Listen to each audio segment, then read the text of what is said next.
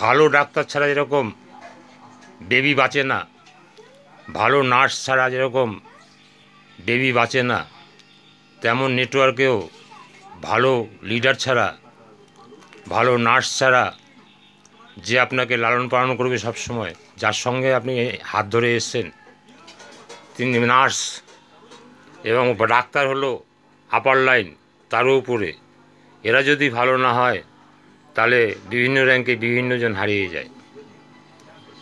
যতজন নামে ততজন তো থাকে না, তার কারণ ওই শিক্ষার অভাব। যদি সঠিক শিক্ষায় শিক্ষিত না হয়ে কোনো লিডার তৈরি হয়, সে তার সন্তানদের, ছাত্রদের টিচার হিসাবে এগিয়ে নিতে পারে না, তাই বিভিন্ন র্যাঙ্কে বিভিন্নজন ফেল করে, হারিয়ে যায় এবং কোম্পানির বদনাম হয়, ওই কোম্পানি ভালো না। এইভাবেই চলছে কিন্তু।